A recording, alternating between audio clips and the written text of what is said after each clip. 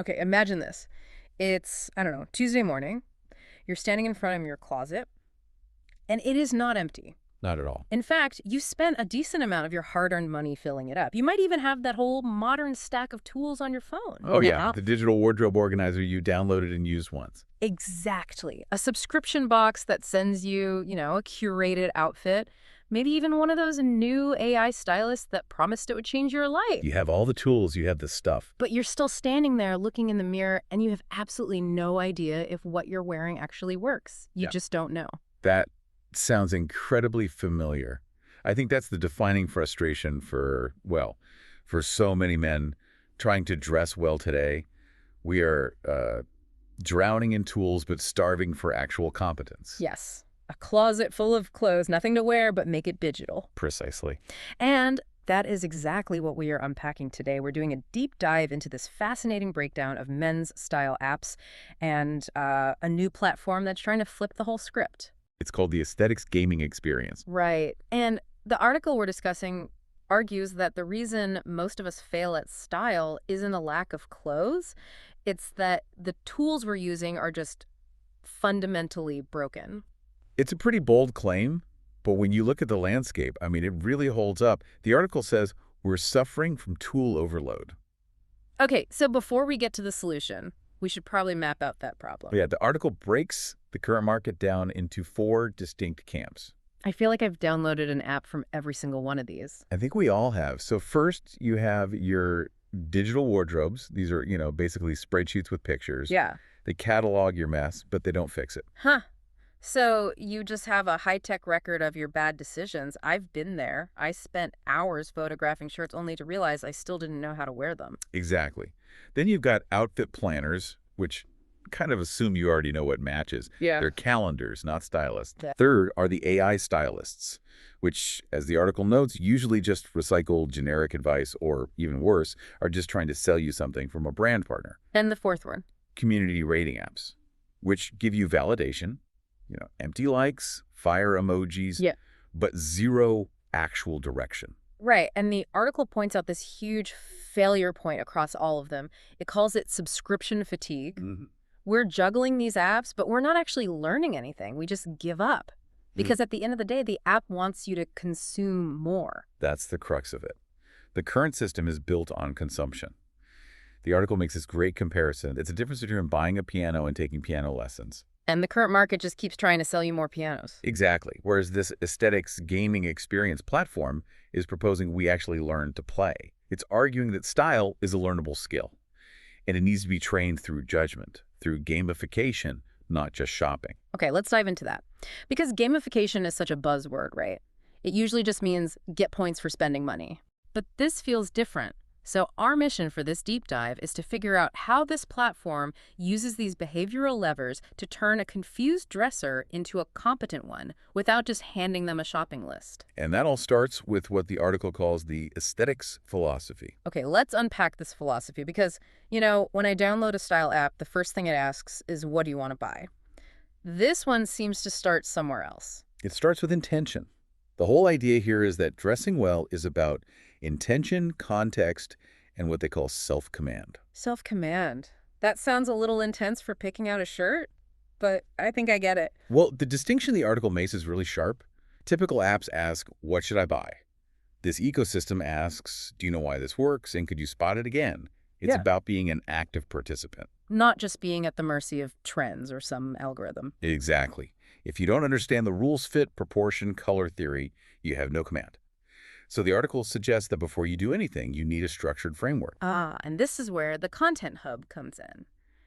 This part really caught my eye because the article cites research that men prefer structured frameworks over just, exploratory browsing. You want the manual. We want the manual. We don't want to scroll Pinterest for hours looking for vibes. Exactly. So the platform uses ebooks, visual studies, technical breakdowns, all to establish a baseline of knowledge.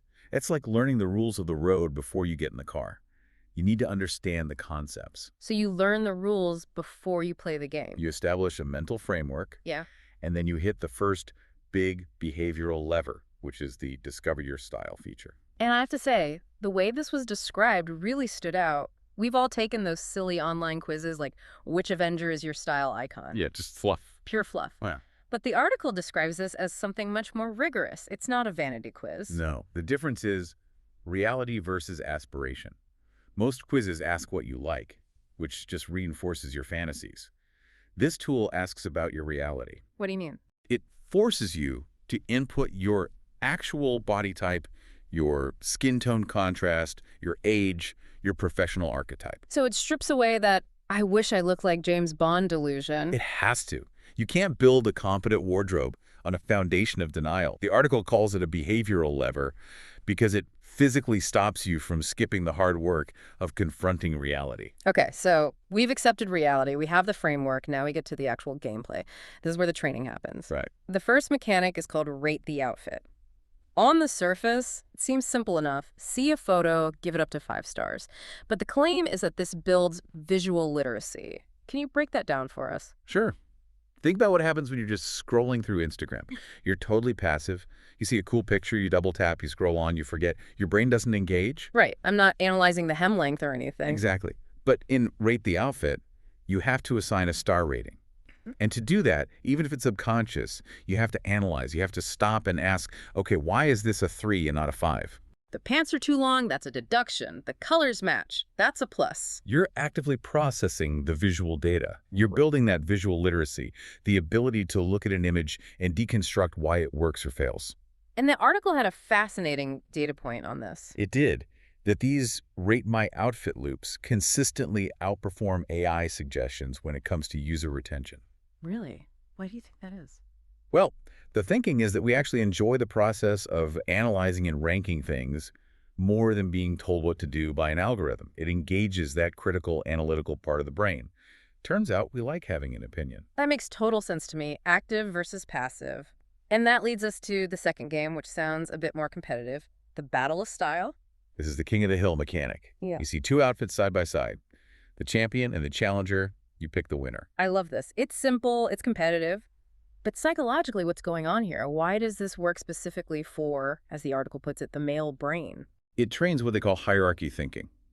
In the last game, you were just assigning a value. Here, you're comparing. It's not enough to know if something is good. You have to know if it's better than the alternative. Which is the actual decision I make in the morning. This tie or that tie. That's exactly. It forces a binary choice. And the crucial part here is autonomy. There's no, they're both fine button. You have to decide. And you don't know who's winning until after you vote, right? Right. Which is key. If you could see the votes beforehand, you just follow the herd. By hiding the result, it isolates your judgment. It's just you. And if you vote for the outfit that has a 20% win rate, you get immediate feedback that your calibration is off. So you have to ask yourself, what did everyone else see that I missed? It's a powerful feedback loop. You're calibrating your eye against the community. But, okay, judging other people is safe. You're behind a screen. To really improve, eventually you have to put your own skin in the game. And that brings us to the get rated feature. This is the part that creates real friction. I felt a little anxiety just reading about it. It's terrifying, but effective. You upload your own photo, and you let this community of trained judges rate you. The article calls this controlled risk, and it makes a very strong point here about vanity metrics. Vanity metrics being like likes and fire emojis from your friends on social media. Exactly. If you post an outfit on Instagram, your friends will like it because they like you, or they'll say nothing if it looks bad. It's useless data. It's noise. Okay.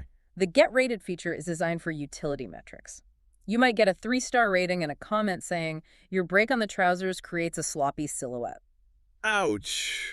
But Helpful. incredibly helpful. The article has a great line. Approval or critique here creates clarity that no mirror can provide. That is a powerful concept no mirror can provide. Because when we look in the mirror, our brain automatically filters out the bad stuff. We see what we want to see. We do. We suck in our gut, stand at a certain angle. The community doesn't have that filter. They just see the data. It aligns your self-image with reality, and that's where the growth happens. It effectively highlights your blind spots. Maybe you think you're rocking some look, but the community collectively rates it a 2.5. You have data now. And that feedback then feeds back into the other games. Once you realize why you got a low rating, maybe your color matching was off, you start looking for those same mistakes when you're playing Rate the Outfit. It's a self-reinforcing cycle. So we have the philosophy, the games, the social risk. Now let's talk strategy and tech. Because there's a wardrobe builder and an AI assistant, but they seem to function really differently from the tools we were complaining about earlier. Let's start with the wardrobe builder. Most digital wardrobes are just inventory lists. You have 5 blue shirts. Okay, so what? This one is focused on the interchangeable wardrobe concept. It's a strategic tool. Can you break that down for us? What's an interchangeable wardrobe? It's basically systems thinking for your closet. A lot of guys buy outfits. They buy one shirt that matches one specific pair of pants. That's a linear purchase. The interchangeable wardrobe is exponential. Ideally, every piece you own should work with almost every other piece. So the goal isn't how much stuff do I have, it's how many combinations can I generate from what I have. That's it. You might have 50 items, but only 10 wearable outfits. That's low efficiency. The game pushes you to increase that score. It shifts the focus from accumulation to strategy. You stop thinking, I need a new shirt, and you start thinking, I need a gray textured layer to connect my navy chinos and my denim. Exactly. You stop shopping for that dopamine hit and start shopping for utility. Okay, and then there's the AI. Usually AI in fashion is pitched as this, robot stylist that knows you better than you know yourself, but this article seems to argue against that. It does. It argues that men disengage when AI feels too prescriptive, like a nagging parent or a boss telling you what to do. In this ecosystem, the AI fashion assistant acts as a second brain. I like that. A second brain, not a boss, so it's more like a caddy in golf than the actual player. Perfect analogy. It's there to help you journal and reflect. It records your game results, your purchases, your ratings, so you can ask it, why do I keep getting low ratings on my business casual looks? And it can look at the data and say, well, 80% of your low ratings mention shoe choice or color mismatch. It prompts reflection instead of just saying, buy this product. It supports your autonomy rather than replacing it. That seems to be the theme here. Autonomy. The app isn't trying to dress you. It's trying to train you to dress yourself. That's the core mission. And they have a very specific onboarding path to make sure users get that right away. Yeah, let's walk through that because the article warns against just downloading it and clicking around aimlessly. Right. Step 1 is the survey we mentioned, the Male Confidence Index. That's at your baseline. Then, interestingly, they say go straight to get rated. Whoa, straight to the scary part. Day 1, you're throwing yourself to the wolves. Immediate, unfiltered feedback. The article says this provides clarity on day 1. You just rip the Band-Aid off. Otherwise, you might build up false confidence playing the games. You stop guessing and start knowing. And step 3 is invite friends. Social proof and competition. If you and your buddies are all trying to improve, rating each other, battling each other's outfits, it just gamifies the whole thing. It stops being a fashion thing. And starts being a sport. Exactly. It taps right into that male competitive drive. So, stepping back, looking at the whole picture, the promise here is clarity, confidence, and competence. So what does this really mean for the guy listening who's still wearing the same jeans he bought in 2018? It means the solution isn't to go buy new jeans. Not yet, anyway. The solution is to learn why those jeans look the way they do. The aesthetics gaming experience suggests the shopping cart is the last step of the process, not the first. That's a really important takeaway. We're so conditioned to think spending money solves the problem. I don't look good. I need more expensive clothes. But this suggests that it's actually the wrong instinct. Completely wrong. You can spend $10,000 on a wardrobe, but if you don't understand fit, context, and proportion, you'll still look like you're playing dress-up. But if you have competence, that visual literacy, you can look incredible on a budget. It empowers you. It takes that tool overload and replaces it with a skill loop. And that feeling of progression, leveling up, seeing your ratings improve, winning more battles, that's what keeps guys engaged long enough to actually change. It stops being a chore and starts feeling like a game you actually want to win. It's fascinating. We often think of style as this innate artistic talent you either have or you don't, but this frames it as a mechanical skill, like fixing a car or coding. It can be debugged, upgraded, and optimized. Then gamified. That's the key. So, here's a thought to leave you with. We live in a world where algorithms and AI can predict what we want to buy with, frankly, scary accuracy. They know our size, our budget, our favorite colors, but there's a difference between prediction and teaching. Can an algorithm ever really teach us who we want to be? Or is that sense of identity something we can only forge through the friction, the occasional sting of being judged by other humans? That's the million-dollar question. Growth usually requires a little bit of friction, doesn't it? Something to mull over the next time you're staring at that add to cart button. That is it for this